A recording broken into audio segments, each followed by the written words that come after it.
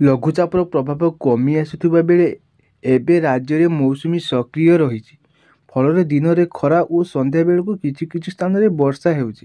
ବିଶେଷ କରି ଦକ୍ଷିଣ ଓଡ଼ିଶା ଓ ସଂଲଗ୍ନ ଜିଲ୍ଲାଗୁଡ଼ିକରେ ଏହିଭଳି ମୌସୁମୀ ବର୍ଷା ଦେଖିବାକୁ ମିଳୁଛି। କେନ୍ଦୁଝର, ମୟୂରଭଞ୍ଜ, କୋରାପୁଟ ଓ ରାୟଗଡ଼ା ଆଦି ଜିଲ୍ଲାରେ ବିଜୁଳି ସହ ଘଡ଼ଘଡ଼ି ସହ ପ୍ରବଳ ବର୍ଷା ହୋଇପାରେ।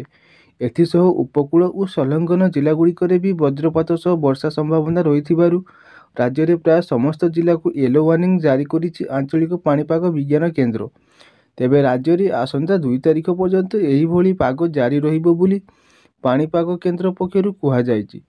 ଆସନ୍ତାକାଲି ରାଜଧାନୀ ଭୁବନେଶ୍ୱର ଓ ଏହାର ଆଖପାଖ ଅଞ୍ଚଳରେ ପାଗ ମେଘୁଆ ରହିବା, ସର୍ବୋଚ୍ଚ ତାପମାତ୍ରା 33 ଡିଗ୍ରୀ ଓ ସର୍ବନିମ୍ନ ତାପମାତ୍ରା 26 ଡିଗ୍ରୀ ମଧ୍ୟରେ ରହିବ ବୋଲି ଜଣାପଡ଼ିଛି।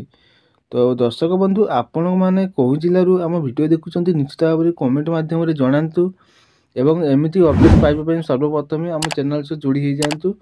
ଚ୍ୟାନେଲଟିକୁ ସବସ୍କ୍ରାଇବ୍ କରି ନୋଟିଫିକେସନ୍ ବେଲକୁ ଦବାଇକି ଅଲ୍ରେ ସିଲେକ୍ଟ କରିଦିଅନ୍ତୁ।